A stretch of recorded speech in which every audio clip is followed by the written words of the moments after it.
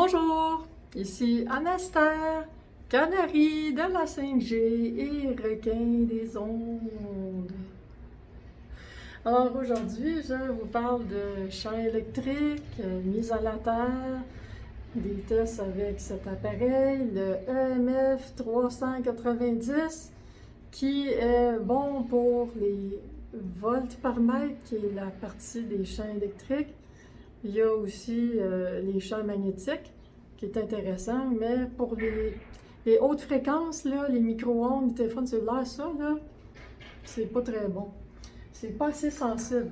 Alors, c'est pour ça qu'après que je l'avais acheté, j'étais bien déçue et j'avais acheté ça, le TES 593, qui est de loin supérieur pour les champs, en fait, les champs, les radiofréquences micro-ondes, les cellulaires, Wi-Fi, Bluetooth et compagnie. Là, j'en ai fait un usage carrément industriel. C'est fou comment je m'en suis servi. C'est en fait essentiel d'avoir des appareils quand on est électro-hypersensible. Parce que sinon, on fait n'importe quoi, on ne sait pas ce qu'on fait. Puis c'est un peu ça que je veux vous montrer, mais avec les champs électriques. Je sais pas, j'ai peut-être pas tout ce qu'il faut pour tout montrer, mais au moins je vais essayer de l'expliquer du mieux que je peux. Là, ben, j'ai tout récemment acheté un nouvel appareil, le Safe & Sound Pro 2 pour les hautes fréquences. Je ne suis pas convaincue qu'il est plus intéressant que l'autre, sauf peut-être pour les sons, parce qu'il fait des sons. C'est intéressant d'avoir des sons. Mais bon, c'est pas mon sujet d'aujourd'hui. Donc, mon sujet d'aujourd'hui, c'est que les champs électriques qui sont des basses fréquences, c'est pas le réflexe des électrosensibles à première vue de s'intéresser à ça. En tout cas, pour ma part, ça l'avait pas été une priorité, puis même, je dirais, naturellement, c'est bien facile de s'en foutre puis pas trop y penser. Mais je me rends compte que c'est un vrai problème qu'il faut adresser beaucoup plus sérieusement que, disons, qu'est-ce que j'ai pu faire dans le passé puis que les gens en général peuvent faire. C'est-à-dire que les champs électriques nous affectent, mais pas de la même manière. Ça ne donne pas les mêmes symptômes. Les symptômes sont plus difficiles à identifier, sont moins évidents, sont moins rapides, plus sournois, puis peut-être que ça contribue à la sensibilité aux hautes fréquences. La raison pourquoi je crois que l'exposition à des champs électriques trop élevés pendant trop longtemps pourrait contribuer à une plus grande sensibilité au Wi-Fi, micro-ondes, etc., c'est que ça irrite le système nerveux. Dans les deux cas, que ce soit les hautes ou les basses fréquences, ça irrite le système nerveux. Alors, on le fera par un côté ou par l'autre, ça va affecter le reste. Donc, moi, au début, j'ai pensé que je pourrais me mettre à la terre, puis ça pourrait être tellement génial. Alors, je me suis acheté un beau petit bidule comme ça, hein, qui permet de tester les prises de courant. Puis là, ben, en théorie, quand c'est correct, c'est correct. Hein? Donc, vous allez voir, je vais vous montrer dans la vidéo un peu plus loin qu'est-ce qui arrive quand on pense que ah oui, c'est bon, mais c'est pas bon. Des fois c'est bon, des fois c'est pas bon, c'est compliqué. C'est compliqué, ça l'écœure, ça n'a pas de bon sens. Alors, il y a toutes sortes de bébelles pour la mise à la terre, des tapis noirs là, que vous avez peut-être déjà vus. C'est comme une sorte de caoutchouc, puis il y a un petit bouton de métal avec un fil comme ça qu'on branche dans le mur. Ça, là, j'ai branché ça sur des pads, puis sur des draps de mise à la terre, là, des draps qui ont des fils de métal dedans, là, puis quand on y touche, c'est supposé qu'on se met à la terre. Le problème, c'est les champs électriques qui se retrouvent là-dedans. Alors, comme vous allez voir, Ben, c'est que même si on a mis ça dans une prise qui est mise à la terre, puis que ça dit que c'est correct, c'est pas correct.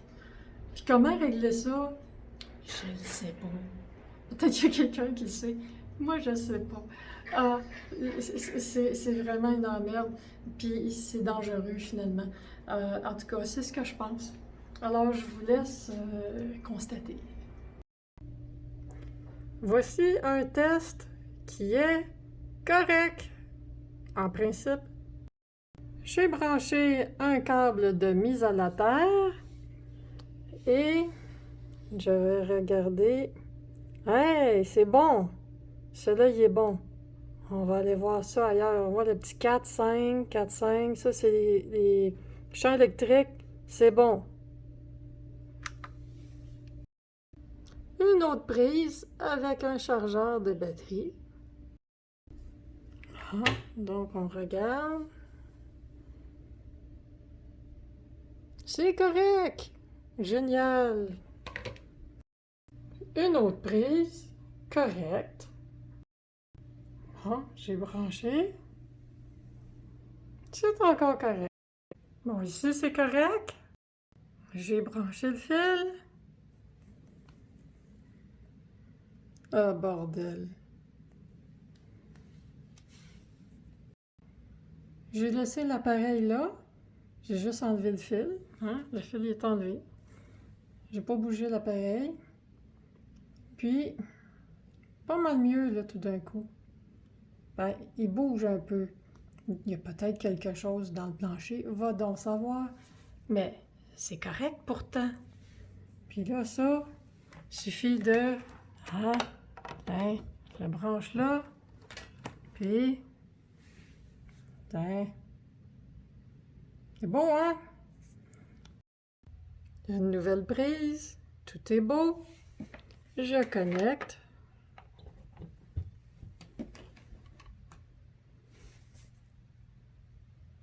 Là.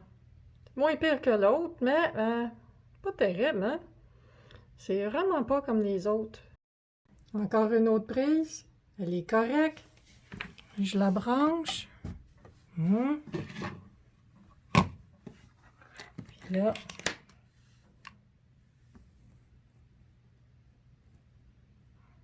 Ah. C'est un petit peu mieux, mais un problème, hein? Comme on peut voir. Un petit peu mieux. Bon, alors en rappel, c'était bien la section volt par mètre qu'il fallait regarder sur l'appareil. Puis avec la petite carte qui vient avec l'appareil, on nous dit que le niveau de champ électrique normal, correct, sécuritaire, c'est moins de 3 volts par mètre. Moi, j'ai jamais été capable de trouver un endroit à Montréal ou sur la rive sud de Montréal, chez moi, dehors, avec ça, qui affichait moins que 3. J'ai pas vu ça. On se promène dehors, puis on a 4, 5, 6. Alors, si on a 4, 5, 6 dans la maison, c'est bon signe. On va considérer ça comme normal dans un environnement comme ça. Puis là, après ça, on dit qu'en haut de 3 volts par mètre, ça, il faut vérifier. Hein? Donc, là, normalement, il faudrait que je vérifie tout le temps. Hein? Puis, à partir de plus de 50 volts par mètre, selon la petite carte, là, c'est pas recommandé de rester longtemps avec ça. Ah ouais. Mais là, comme vous avez vu, les lectures, si vous avez bien regardé dans les vidéos, ben là, je les avais, les lectures qui montaient en haut de 50 volts par mètre. Puis là, c'est que les endroits où c'était problématique, c'était dans 2 chambres à coucher. Alors que là où ça allait très bien, c'était dans une cuisine. On ne passe pas autant de temps dans une cuisine que dans une chambre à coucher. Alors, si on a un problème avec les champs électriques dans une chambre à coucher, on a un vrai problème parce qu'il faut régler ce problème-là. Moi, je voulais le régler, mais finalement, étant donné qu'il y a une antenne 5G nouvelle, elle est un peu loin de chez nous, mais elle irradie dans les chambres à coucher. J'ai décidé de déménager dans le sous-sol. Puis l'électricité est correcte dans le sous-sol. Donc là, j'ai passé à d'autres sujets. Mais bon, il reste que on a un problème avec les champs électriques. Que là, moi, au début, j'ai essayé dans la chambre à coucher. Quand j'étais en haut, j'ai mis un drap, j'ai branché ça. Puis le drap, avec ça, je mesurais 650 volts par mètre. Hey, avec ça, là, ça dit que en haut de 100, là, ah là, c'est capoté, là, bon. Puis, pas juste ça, là, c'est que j'ai une vieille lampe antique, là, avec juste deux prises, tu sais, ordinaires, plates égales, là, pas de troisième pin. Puis, si je les mets du bon côté, parce qu'il y a un bon côté, je ne savais pas. Si c'est du bon côté, c'est à 350 volts par mètre. Puis si c'est viré de l'autre côté, ben ça monte à 1800. Un ordinateur portable, ben j'en ai un. Si il est sur la batterie, il est dans les 350, ce qui est beaucoup trop, là. Hein, parce qu'on sait que 100... Bon, mais ça c'est sur la batterie, mais quand c'est branché, c'est dans les 1800 volts par mètre. Alors, on a un sacré problème. Puis ça, si je le branche avec le fil, là, il y a une petite prise de fil, là, c'est fort, ça aussi, là. Et puis, l'autre chose, c'est que, puisque le téléphone cellulaire, là, il est toujours en mode avion. Je m'en sers comme un ordinateur pour faire un petit ordinateur compact, là, parce qu'il doit être 1000 fois plus rapide que mon ordinateur avec une tour. Puis j'utilise un adaptateur USB-C avec une prise Ethernet. Puis avec ça, je me suis retrouvée avec des champs électriques épouvantables. Alors, qu'est-ce que ça faisait? Bien, ça m'engourdissait la main, ça picotait, ça me donne de l'arthrite, c'est l'enfer, là. Alors là, là, c'est le cauchemar. Comment faire une maudite mise à la terre? Alors, quand vous voyez tout le cirque, la connerie, hein, avec ça, là, que, dépendamment de la prise, des fois c'est correct, des fois c'est pas correct. Puis après ça, ben, dépendamment de l'appareil, c'est pire, c'est moins pire. Fait que là, il faut tout le temps essayer de tester, essayer de taponner, etc. Puis, ben là, moi, ce que j'ai trouvé, c'est de faire une mise à la terre, genre, tu sais, un fil, là, principe, là, un bout comme ça. Puis, une pince, tiens, je vais vous montrer. Donc, le câble est de catégorie 8. Il y a du métal ici. J'ai entouré une petite broche. Puis, j'ai mis une pince crocodile. Puis, le fil à l'autre bout, c'est comme je vous ai montré. Et ça diminue beaucoup les champs électriques, mais pas assez, malheureusement. Mais ça l'aide beaucoup. S'il y a quelqu'un qui connaît des trucs magiques pour faire des mises à la terre formidables, qui réussissent à atteindre les objectifs de la carte, hey, vous me direz, j'aimerais savoir ça.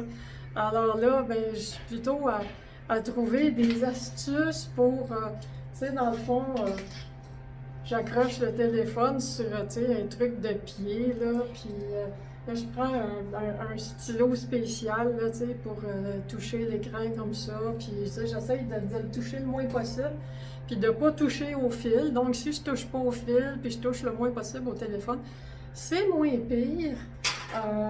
Donc, ben, c'est ça. Mon expérience avec les champs électriques, c'est qui sont pourtant de basse fréquence, puis qui m'ont jamais donné mal à la tête, ça m'a jamais donné mal à la thyroïde. C'est pas ça qui me donne les pires symptômes, mais ça acidifie mon corps de façon significative et ça me cause de l'arthrite. Puis un coup que l'arthrite commence avec ça, ça prend quelques jours de pause des champs électriques. Il faut pas toucher aux appareils qui en émettent. Il faut s'en tenir loin. Puis après ça, tout s'en va. Sans diète spéciale, sans petite crème, sans massage, sans traitement, sans rien. Là, juste arrêter d'être exposé aux maudits champs électriques. Moi, je ne serais pas étonnée que la majorité des gens sur la planète qui font de la retraite sont dans un environnement où ils sont surexposés à des champs électriques trop élevés. Puis j'ai l'impression que la plupart, surtout au début de la maladie, s'ils arrêtaient de s'exposer aux champs électriques élevés, ils guériraient. Il n'y aurait plus de retraite. Je suis convaincue que la majorité, ça serait le cas. Mais c'est sûr qu'il y a d'autres causes que ça. Une mauvaise alimentation, le stress, le manque d'exercice. Il y a un paquet d'affaires. Mais à mon avis, les champs électriques sont une cause majeure, mais qui est vraiment pas évident. C'est pas évident de cerner ce problème-là. Déjà, qui a un appareil pour tester? Qui pense le faire? Qui connaît ça? Qui se fait recommander de vérifier ça? Qui est motivé à apprendre comment ça marche? Qui a les moyens de payer quelqu'un qui va aller faire les tests chez eux? Ah, hein? Puis c'est qui a un médecin qui va y parler de ça? Hein? Bonne chance! Est-ce qu'il y a un médecin qui a eu une formation là-dedans? Je pense que ce serait le temps que tous les médecins aient une formation là-dedans. On se comprend? C'est élémentaire! Alors, j'ai pas fait le tour de la question, mais je pense que j'en ai dit assez pour aujourd'hui. Puis, s'il y a quelqu'un qui connaît le truc magique pour faire des miracles là, avec les mises à la terre, sans que ça coûte cher, sans que ce soit trop compliqué, que ce soit accessible. Mais je suis même intéressée à connaître les solutions chères, mais c'est juste que les solutions chères, si on s'embarque là-dedans et que ça ne marche pas, hein? Donc, idéalement, c'est plus fun d'avoir un truc qui coûte pas cher, puis que si ça ne marche pas, on se dit « Ah, bof, c'est pas grave, l'essayer, mais ça n'a pas marché. » Donc, c'est pour ça que, tu sais, j'essaie toutes sortes de trucs, là, tu sais, comme ça, là. C'est un fil cheap. Je me suis rendu compte que ça, là, c'est super cheap, puis c'est moins bon que mon fil noir, là, que j'ai payé plus cher. Pourtant, il est un petit peu plus gros. Je sais même pas pourquoi il est meilleur. Mais c'est ça, c'est la vie. Alors, merci pour votre écoute. Puis merci de laisser des commentaires si vous avez des conseils, des trucs, des expériences. Et on va espérer qu'on pourra régler un jour ce genre de maudit problème. Qui ça, c'est juste un problème qui est à côté de la 5G, que ça, c'est bien pire.